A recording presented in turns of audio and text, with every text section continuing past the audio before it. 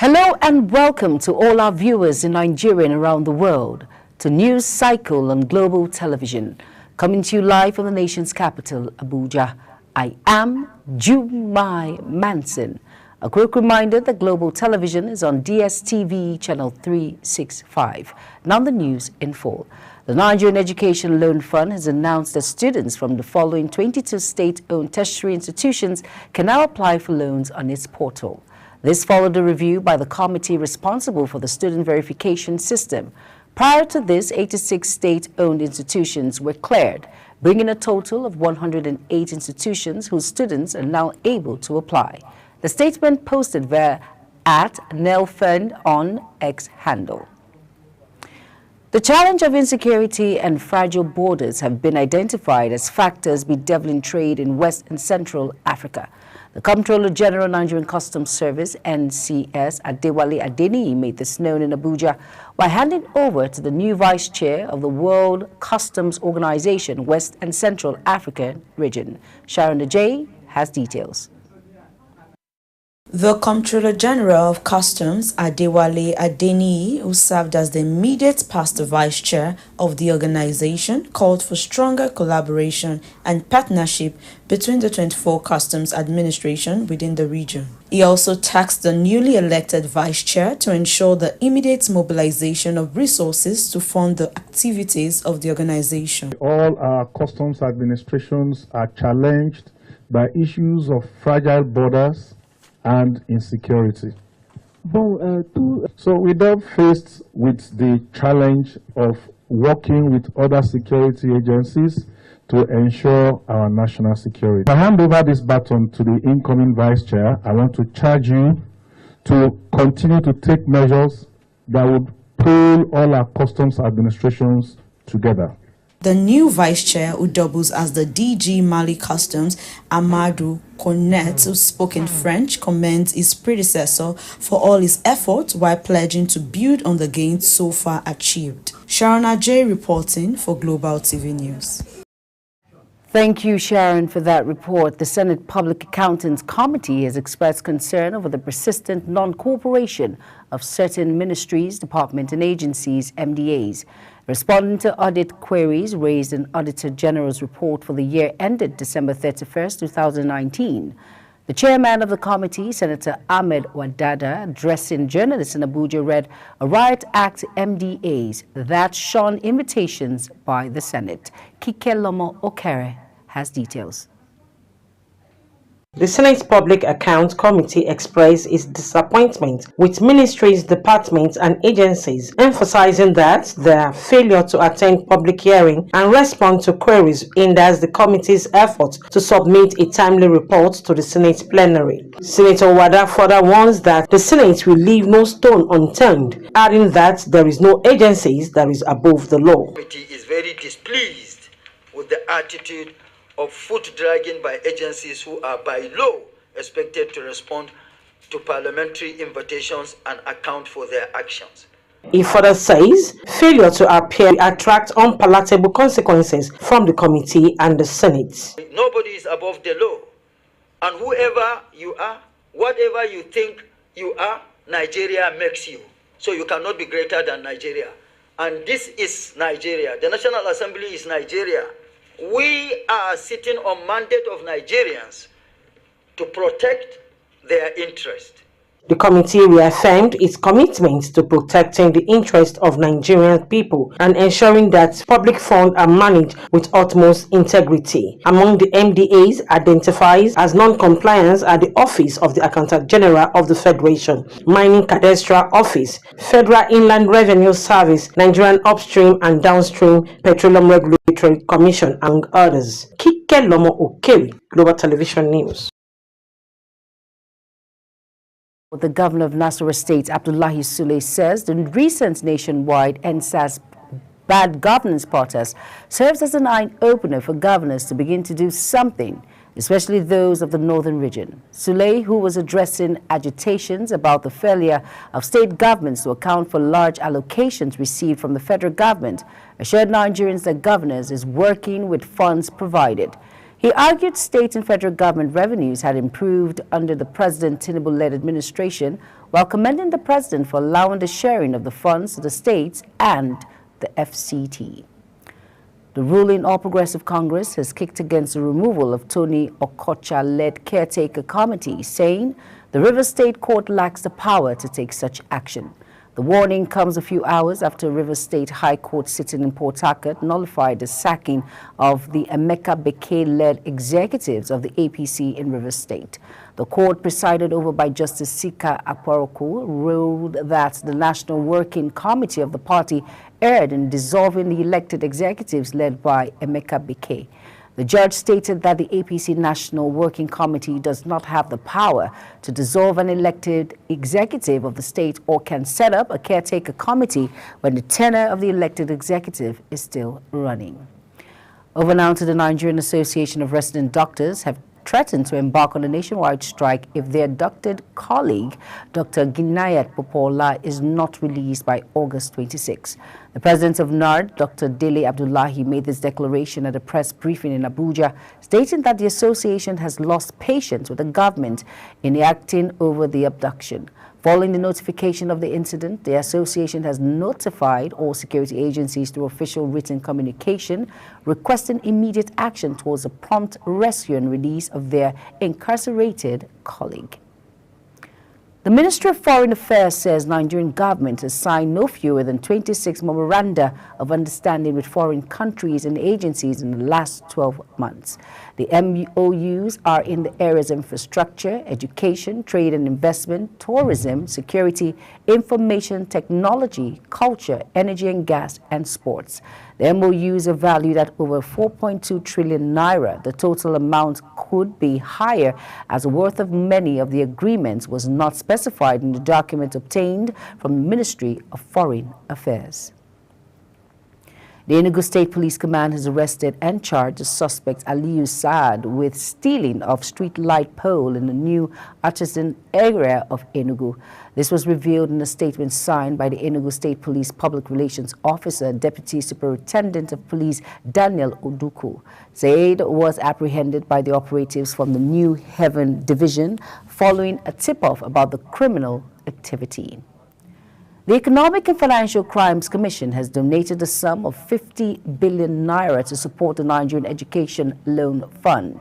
This was disclosed by the Anti-Graft Agency when the fund's Managing Director and Chief Executive Officer, Akintunde Sawyer, led its management team on a courtesy visit to the EFCC headquarters in Abuja.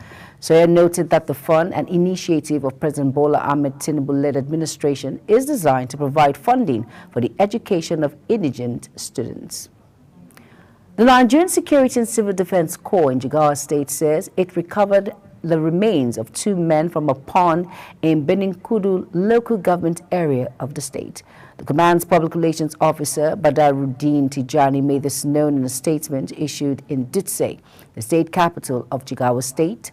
Tijani says the disease identified as Abubakar Alhaji 20 and Abubakar Abdullahi 25 drowned while crossing the pond on their way to the market in Waza village.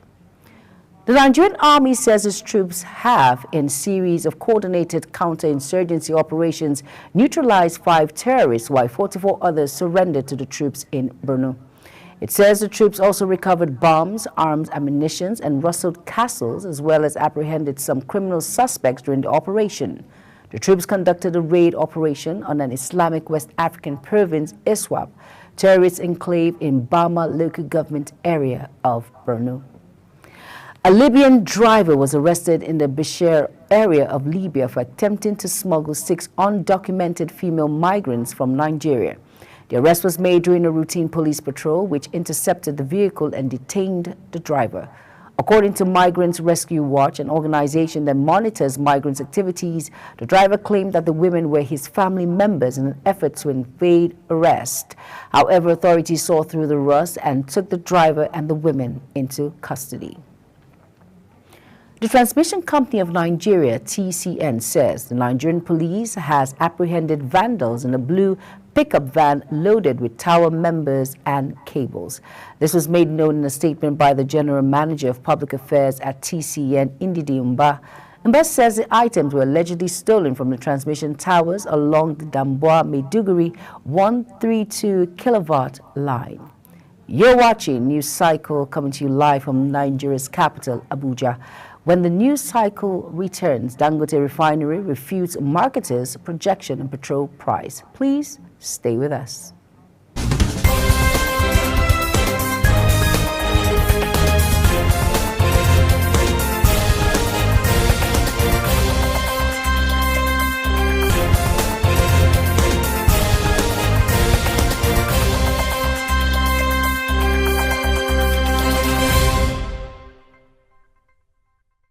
Welcome back, and if you're just tuning in, this is Global Television, bringing you live broadcasts of the news cycle.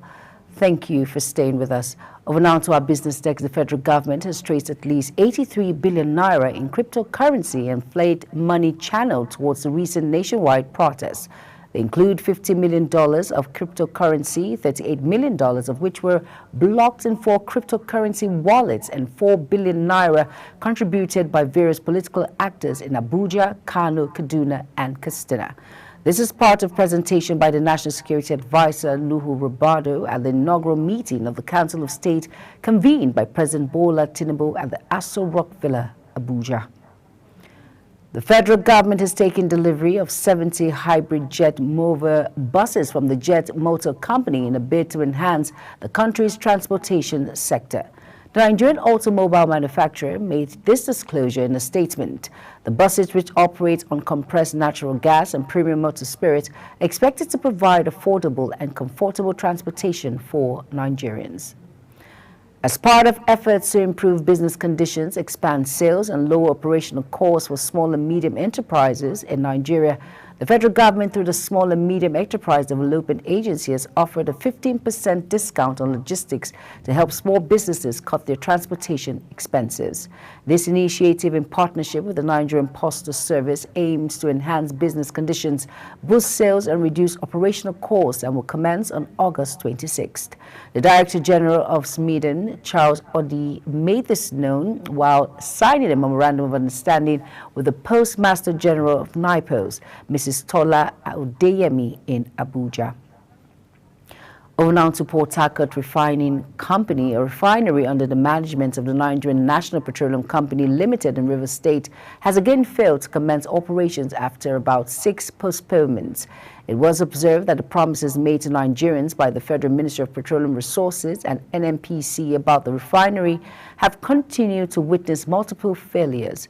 In July, the Group Chief Executive Officer of the NNPC, Melekiare, stated categorically that the refinery will come into operation in early August. On our foreign scene now, British annual inflation rose back about the Bank of England's targets in July. Officials' data showed the consumer prices index rose 2.2% last month, compared with a 2.0% gain in June.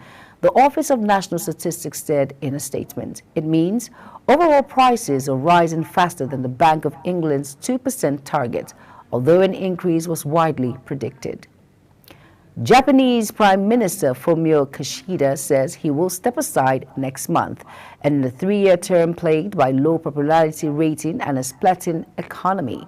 The ruling Liberal Democratic Party, which has governed them almost uninterrupted for decades, is due to hold a leadership contest next month, with the winner to become Prime Minister. Kishida says he will not seek re-election as party chief. In sports, former chairman of the Gombe Football Association, Shaibu Ahmed Gara Gombe, has warned the Minister of Sports Development, John Eno, from interfering in the elections of the various sports federations. The Fury sports critic spoke against the backdrop of the minister threatening to rid the federations of officials who are not adding any value to the sports development following the country's ASMO outing at the 2024 Olympic Games concluded in Paris, France. While frowning at the wastage of the 9 billion naira budget, Gara reasoned that the minister's plan could attract the wrath of various international bodies, which the federations are affiliated to.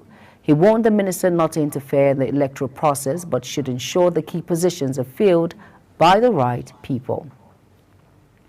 The Premier League has announced a significant change to VAR ahead of the 2024-25 season.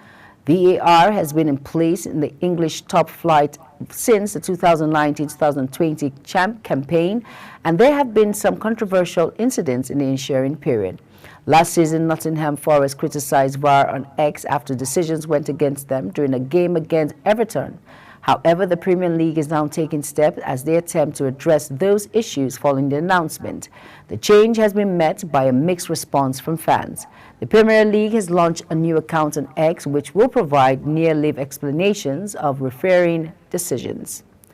Sadiq Umar's time with La Liga outfit Real Sociedad will be coming to an end after a Spanish publication confirmed that the club are ready to sell the striker, setting a €20 million asking price. Earlier in May, the striker requested to leave Sociedad following another turbulent season with the Basque club. It's been a different two-year spell for the Super Eagles striker since joining the club from Almeria during the 2022 summer for €20 million. That's it on News Cycle, and it came to you live from Nigeria's capital, Abuja. Remember, we're on DSTV channel 365 and Star Times channel 276. Kindly follow us on all social media platforms by using the Global TV engine and the handles now showing on your screen. I am Jumai Manson. Thank you for watching. Good evening.